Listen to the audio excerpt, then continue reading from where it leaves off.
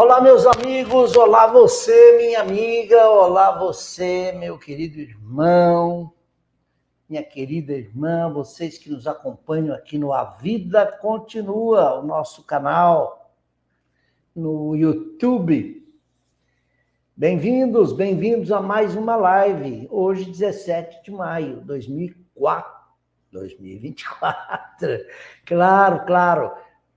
Preparei um tema aqui para hoje, para a gente refletir juntos. Vamos falar sobre o materialismo. Materialismo e, do outro lado, o espiritismo. Duas forças que se opõem, não é? Materialismo, uma doutrina que vê no homem apenas matéria. Já a doutrina oposta, o espiritualismo, vê no homem algo mais. Uma essência espiritual que sobrevive ao corpo. Claro, espiritualismo. O espiritismo é uma doutrina espiritualista, mas nem todo espiritualista é espírita, né? Entendido, bem entendido. Mas é disso que nós vamos falar, mas o pano de fundo é um capítulo do Evangelho, que nós já tratamos dele aqui, é talvez o mais extenso da obra de Allan Kardec, o Evangelho segundo o Espiritismo, e o capítulo 5, Bem-aventurados aflitos. Ele é extenso, porque nele Allan Kardec inseriu várias mensagens, do cardeal Morlot, do Espírito São Luís, do Espírito Bernardino, o Bernardin, colocou também o François Madeleine, que é o cardeal Morlot, colocou outros espíritos de escola ali, Delfine de Girardin, todos trazendo ali mensagens de grande profundidade, né? De apoio moral para as pessoas que sofrem, que estão em aflição. Inclusive, ali tem um tópico que trata de suicídio e loucura. Também fala, nesse mesmo capítulo, daqueles que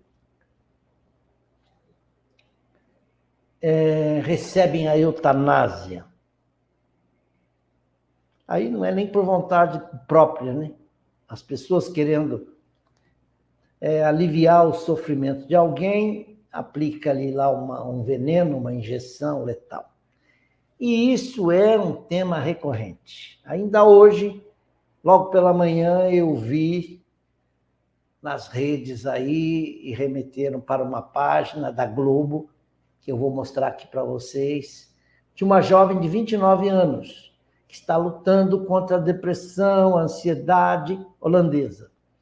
E não conseguindo sucesso no tratamento, tentou de tudo, o próprio médico diz, olha, você não vai melhorar mesmo. Ela diz, eu perdi a esperança, eu não melhoro, então eu quero suicídio assistido. Ela está num país onde o suicídio assistido é lei, que faculta às pessoas o direito de praticarem a eutanásia em si mesmas. Bem, antes disso, a gente entra com a nossa vinheta e já voltamos com A Vida Continua. Vamos lá? Aumentando o nosso volume, pouco a pouco. Vamos lá.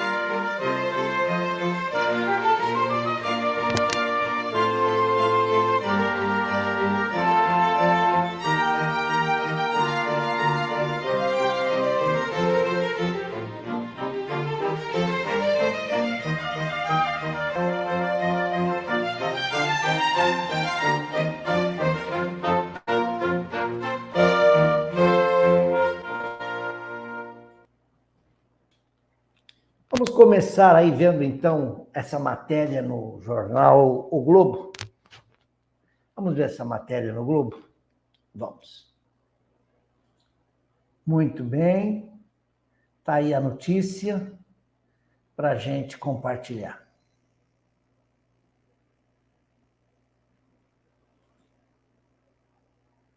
Holanda autoriza eutanásia em mulher de 29 anos por sofrimento mental. Será como adormecer? Essa é a notícia, que está no Globo de hoje.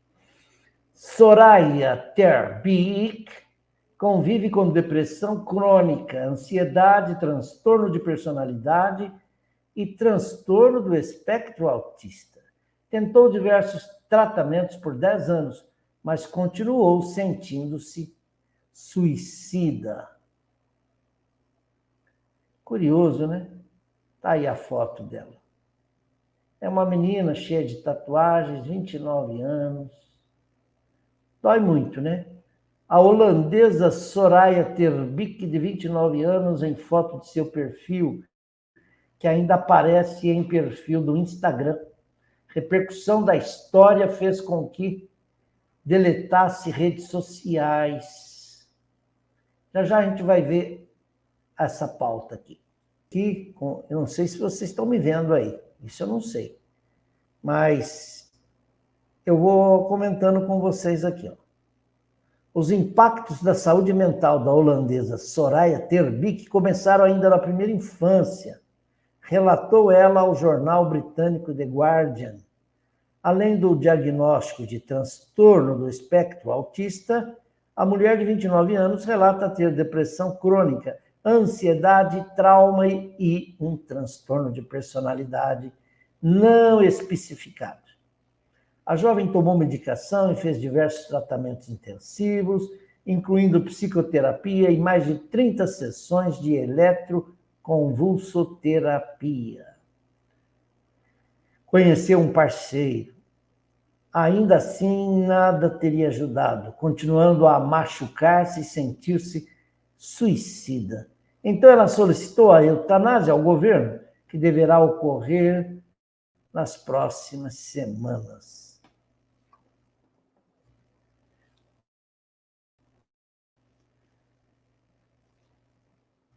É lamentável, mas é recorrente, quase toda semana temos casos assim. Há menos de um mês, nós vimos aí uma senhora peruana que estava no hospital, lúcida, consciente, porém numa inanição completa. Ela só podia mover os olhos, e era com os olhos que ela se manifestava, com os filhos, dizendo sim, não, não, sim. Até que começou a ter conjuntivite e alguns problemas também no nervo óptico e estava impossibilitada de comunicar-se até mesmo por esses meios. O Estado peruano não quis atendê-la no seu pedido de que se fossem desligados os equipamentos que a mantinham viva.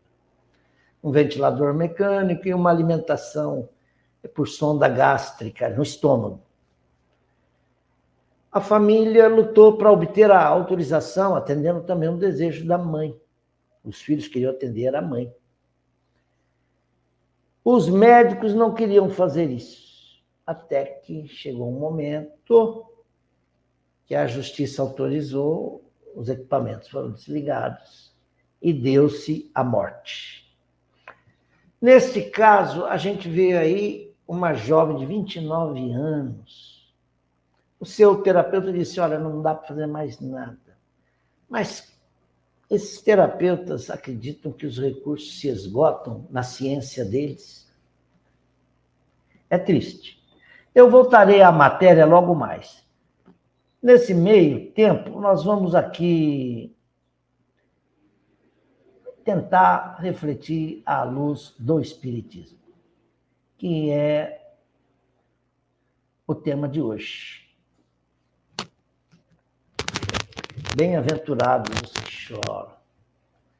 Essa moça, Soraya, está sofrendo. Meu Deus, imagine, ela diz que se sente suicida, uma expressão estranha, né?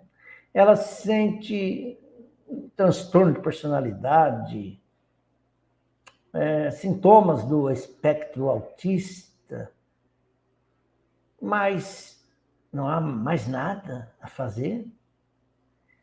Teria ela, em algum momento, pensado numa forma alternativa. Eu sei que na própria Holanda há lá um centro de desenvolvimento da mediunidade.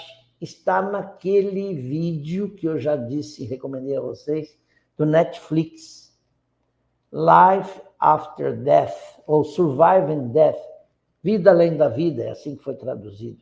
Vejam lá, há um grupo de médiuns de todas as partes do mundo que vão até esse centro de desenvolvimento da mediunidade. E a diretora dessa casa reúne as pessoas ali que vieram, cada um está querendo contato com um ente querido, etc. O outro quer aprender a desenvolver a própria habilidade, que eles não chamam de mediunidade, mas de channeling, seus dons de médium físico, médium mental, eles dão nomes diferentes. Eles não citam Kardec lá dentro. E lá há reuniões de materialização, essas não, a gente não pode ver, porque são em ambiente fechado,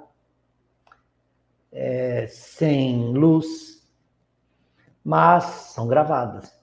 Há ali exercícios de como se concentrar, entrar em contato com o mundo. A Holanda tem uma vertente espiritualista, tem. Nem todo mundo lá é materialista, mas veja, o tal do suicídio assistido já chegou a Luxemburgo, Bélgica, Suíça, aqui na Colômbia e agora também na Espanha. Parece que está virando moda. E lá os médicos, os membros da instituição lá da morte assistida, da morte voluntária, aliás, eles não usam a expressão morte, eles querem, inclusive, incluir os saudáveis também. Se alguém chega lá, estou bem, mas eu quero morrer, aplica o veneno lá e morre. Até então, eles estão atendendo os casos de doenças terminais, os casos de depressão crônica, um caso que não há como resolver, mas eles estão já caminhando para as outras idades, faixas de idade menores, e também para pacientes que não são pacientes saudáveis. Isso é muito mal. E nós vamos agora começar a ver os nossos slides. O que eu coloquei aqui? Vamos lá? Bem, tá aí, capítulo 5, Bem-aventurados aflitos. Muito bom. Vamos ler juntos, é sempre bom. A calma e a resignação adquiridas na maneira de encarar a vida terrena e a fé no futuro dão ao espírito uma serenidade que é o melhor preservativo da loucura e do suicídio. Com efeito, a maior parte dos casos de loucura é provocada pelas vicissitudes que o homem não tem forças de suportar. Se, portanto, graças à maneira pela qual, ou porque, ou pela qual o Espiritismo o faz encarar as coisas mundanas, ele recebe com indiferença, e até mesmo com alegria, os reveses e as decepções que em outras circunstâncias o levariam ao desespero, é evidente que essa força, o Espiritismo, eleva o homem acima dos acontecimentos, preserva a sua razão dos abalos que o poderiam perturbar.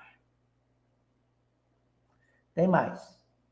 O mesmo se dá com o suicídio.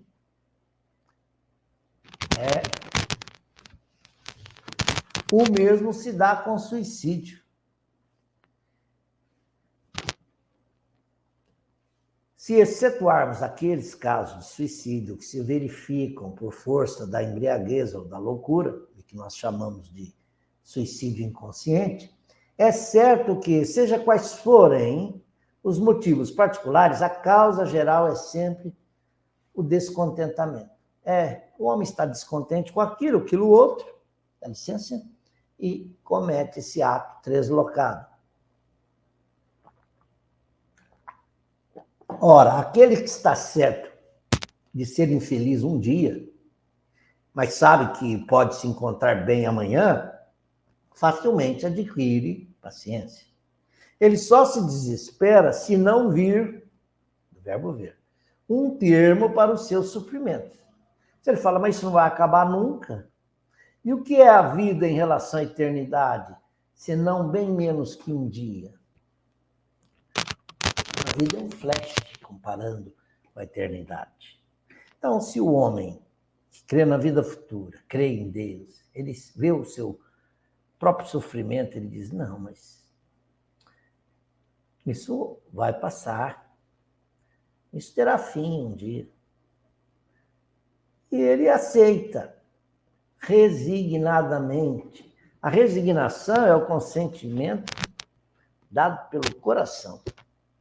A obediência, a resignação pelo pensamento. Mas a resignação é um sentimento bom. Resigno-me. Resignar-se. Aceitar. Veja. Mas aquele que não crê na eternidade, que pensa tudo acabar com a vida, que se deixa abater pelo desgosto e infortúnio, só vê na morte o fim dos seus pesares. Nada esperando, acha muito natural, muito lógico mesmo, abreviar suas misérias pelo suicídio. Provavelmente essa moça, Soraya, de 29 anos, ela não está vislumbrando nada de bom pela frente. Eu falava, se meu tratamento não trouxe nenhum sucesso até agora, os próprios médicos não me deram esperança alguma de melhora, o que eu estou fazendo aqui? Diz ela nessa reportagem, que eu li pela manhã, que ela viu uma colega suicidar-se. Falou, isso eu não quero, esse impacto não. Eu prefiro fazer aí o que se chama suicídio assistido. Alguém me aplica uma injeção letal e eu parto. Pobrezinha, né? Se ela pudesse, se ela tivesse a aventura de ouvir um conselho, uma recomendação, acalme-se. Você não sabe o que pode suceder a você daqui 20 dias, daqui um mês, amanhã mesmo. Você não sabe se virá um remédio aí salvador, uma droga que aplaca a tua ansiedade, essa depressão, essa tristeza, essa angústia. Quem pode lhe garantir o que vem pela frente? E outra coisa, o que te faz crer que aplicando um remédio e o corpo descendo à terra, você estará livre do seu problema? Vamos mais? Vamos. Nesse mesmo capítulo, o Evangelho segundo o Espiritismo, eu acompanhei aqui alguns textos, eu não copiei tudo, mas eu fiz um resuminho aqui do que está lá. A incredulidade, a simples dúvida quanto ao futuro, as ideias materialistas, em uma palavra, são os maiores incentivadores do suicídio. Elas produzem a frouxidão moral. Olha esse termo curioso. Quantos eu já não vi por dar cabo da própria vida? Porque, eu fali, minha empresa faliu, eu tenho uma vergonha de chegar no mercado e dizer que eu fali, que eu pedi concordata, que eu abri falência, então preferem sumir de cena. Eu vi casos assim. Triste.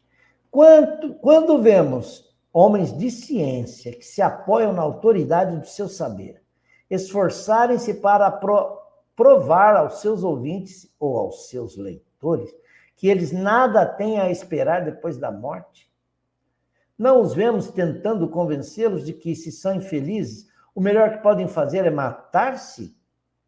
O que poderiam dizer para afastá-los dessa ideia?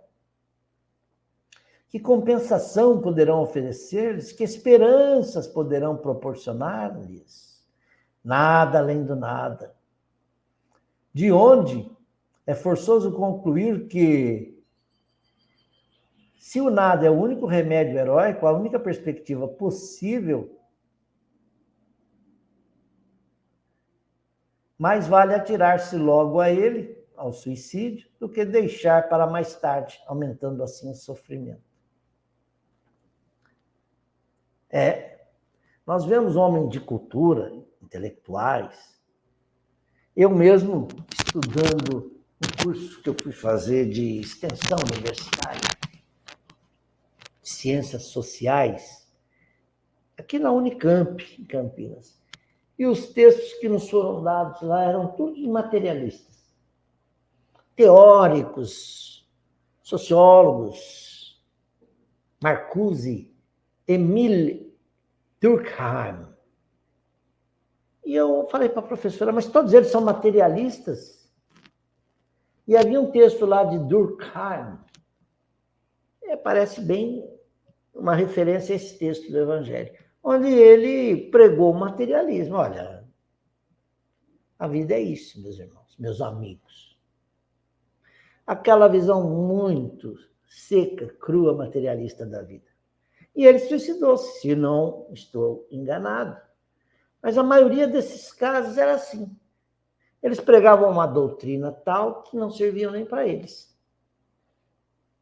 Pobres infelizes. Aí eu disse à professora, e Allan Kardec não aparece aqui? Aí todo mundo riu na sala de aula. Todos riram muito, mas muitos devem lembrar de mim. Devem lembrar, porque no século XIX, quando floresceram as doutrinas materialistas, as ciências ganharam corpo, forma, o homem ganhou razão, a razão libertou-se da religião. É a hora que o Espiritismo entrou e trouxe uma doutrina clara, lúcida, racional. E vamos em frente, vamos ler um pouquinho mais do texto lá que eu separei para vocês, para compartilhar, é do jornal O Globo de hoje. Foto da menina, de novo. Não parece doente, tem muita tatuagem. Os impactos da saúde mental da holandesa Soraya Ter Beek, o pessoal aqui de Olambra pode depois me corrigir, começaram ainda na primeira infância.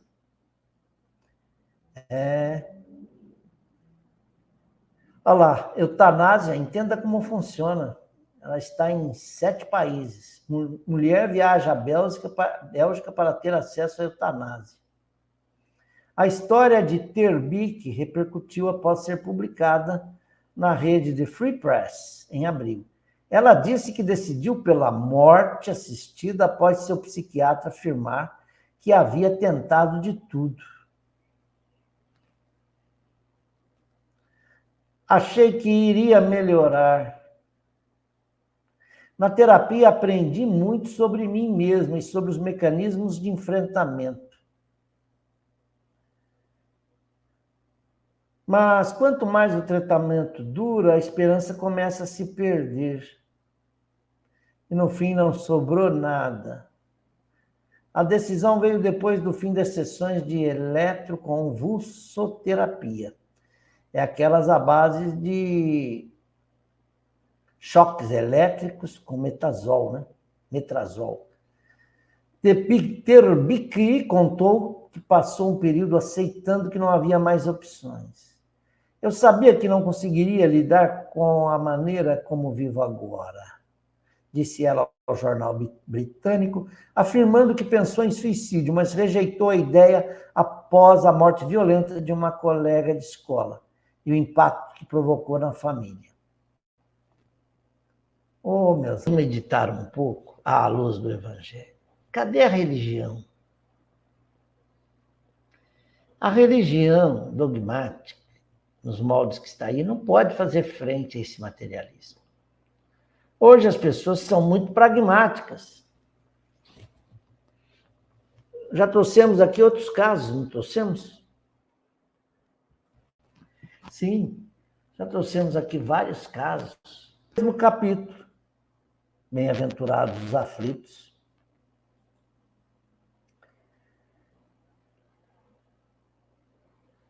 Allan Kardec escreve: a propagação das ideias materialistas é, portanto, o veneno que inocula em muitos a ideia do suicídio.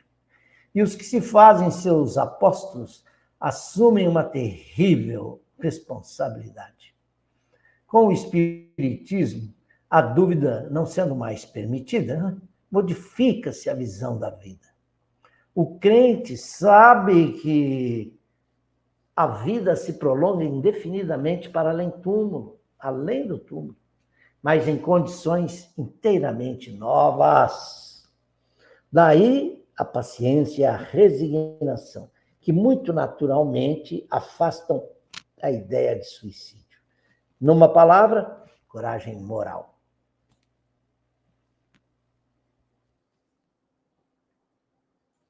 Tem mais. Se não me engano, agora entrando na instrução dos espíritos, temos aí páginas aí do Cardeal Morlot, Espírito São Luís. Vamos ler essa aqui. Kardec também fez perguntas no Evangelho, não é só no Livro dos Espíritos, não. Ele também usou essa técnica da pergunta para obter o que ele queria. Aqui, ó, o que ele pergunta lá, no tópico 27. Deve-se pôr termo às provas do próximo, quando se pode ou devemos, por respeito aos desígnios de Deus, deixá-los, faltou um acentinho, seguir o seu curso? E faltou interrogação. Já vos dissemos e repetimos muitas vezes que estais na terra de expiação, não estais a passeio, não estais em veraneio, não estais de férias na terra, estais na terra de expiação, para completar as vossas provas, e que tudo o que vos acontece é consequência de vossas existências anteriores, as parcelas da dívida que tendes a pagar. Vejam, já vos dissemos e repetimos muitas vezes. Os espíritos estavam cansados de responder isso a Allan Kardec. Mas este pensamento provoca em certas pessoas reflexões que devem ser afastadas, porque podem ter funestas consequências. Vossas provas, continua a resposta do Espírito, vossas provas devem seguir o curso que Deus lhes traçou. Mas acaso conheceis o seu curso? Como é que nós vamos aplicar a eutanásia? Você não sabe se amanhã pode acontecer. Sabeis até que ponto elas devem ir? E se vosso Pai misericordioso não disse ao sofrimento deste ou daquele vosso irmão, não irás além disto? Quer dizer, e se Deus já pôs uma linha demarcatória para o fim daquele sofrimento? Sabeis se a providência não vos escolheu, não como instrumento de suplício para agravar o sofrimento do culpado, mas sim como bálsamo consolador que deve cicatrizar as chagas pela sua justiça? Ou seja, o médico, ao invés de ser um agente da morte, ele deve ser um agente da vida. Não é isso que ele fez lá no juramento de Hipócrates? Não digais, portanto, ao verdes um irmão ferido, é a justiça de Deus, e é necessário que siga o seu curso. Mas dizei, ao contrário, vejamos que meios nosso Pai misericordioso me concedeu para aliviar o sofrimento do meu irmão. Vejamos se o meu conforto moral, meu amparo material, meus conselhos, poderão ajudá-lo a transpor esta prova com mais força, paciência e resignação. Vejamos mesmo se Deus não me pôs nas mãos os meios de fazer cessar este sofrimento. Se não me deu como prova também, ou talvez como expiação, o poder de cortar o mal e substituí-lo pela bênção da paz. Isso. Agora, São Luís vai responder essa pergunta. Um homem agoniza, preso de cruéis sofrimentos. Sabe-se que seu estado é sem esperanças. É permitido poupar-lhe alguns instantes de agonia, abreviando-lhe o fim? Também. Allan Kardec, no mesmo capítulo 5, Bem-aventurado dos Espíritos. Ele escolheu a forma de perguntar. Podia estar no Livro dos Espíritos, mas ficou melhor aqui no capítulo do Evangelho. A resposta: quem vos daria o direito de prejulgar os desígnios de Deus? Não pode ele conduzir o homem até a borda do fosso para daí o retirar? Ele aqui é Deus, tá? Ele está com E maiúsculo. A fim de fazê-lo voltar a si e alimentar ideias diversas das que tinha? Ainda que haja chegado ao último extremo, um moribundo, ninguém pode afirmar com segurança que lhe haja soado a hora derradeira. A ciência não se terá enganado nunca em suas previsões? E vamos ler como o Espírito São Luís concluiu aqui a sua mensagem. Nós, então, iremos para o encerramento da nossa live. Sei bem haver casos que se podem, com razão, considerar desesperadores. Mas se não há nenhuma esperança fundada de um regresso definitivo à vida e à saúde, existe a possibilidade atestada por inúmeros exemplos de o doente, no momento mesmo de exalar o último suspiro, reanimar-se e recobrar por alguns instantes as faculdades. Pois bem, essa hora de graça que lhe é concedida pode ser-lhe de grande importância. Desconheceis as reflexões que seu espírito poderá fazer nas convulsões da agonia e quantos tormentos lhe pode poupar um relâmpago de arrependimentos? O materialista que apenas vê o corpo e em nenhuma conta tem a alma é inapto a compreender essas coisas. O espírito, porém, que já sabe, o espírita, porém, que já sabe o que se passa no além-túmulo, conhece o valor de um último pensamento. Minorai os derradeiros sofrimentos, quanto puderdes, mas guardai-vos, evitai, né? Guardai-vos de abreviar a vida, ainda que de 1 minuto, porque esse minuto pode evitar muitas lágrimas no futuro. São Luís, Paris, 1860. Luís IX, Rei Sol, da França. Meus amigos, aí está. Deus espera até o último minuto para ver se a gente se arrepende. Por isso que o cálice tem que ser tomado. É muito comum as pessoas, quando estão no leito de morte, se aproximando a hora, ele tem um pressentimento de que vai partir. Vem nele o desejo de tirar algum peso da consciência e fala: eu quero ver Beltrano, ele está, traga ele aqui, eu quero falar com ele. E parece que aquilo é imperioso para ele. Sem aquilo ele não partirá. Aí trazem lá fulano: ah, que bom que você veio, eu quero te pedir perdão pelo muito que eu te fiz sofrer, eu sei que eu errei, agora estou arrependido, eu quero partir, mas saber que você me perdoou. Nossa, isso faz um bem.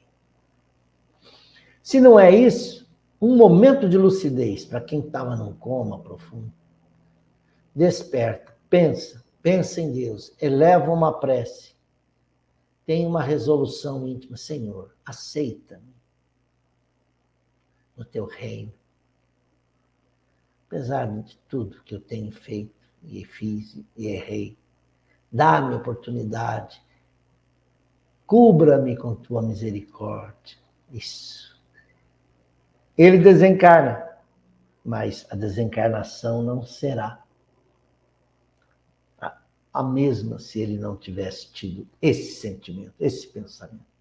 Esse minuto, como explicou o Espírito São Luís, muda toda a postura dele, muda todo o seu sentimento, a sua posição perante Deus. Tá certo? Para terminar,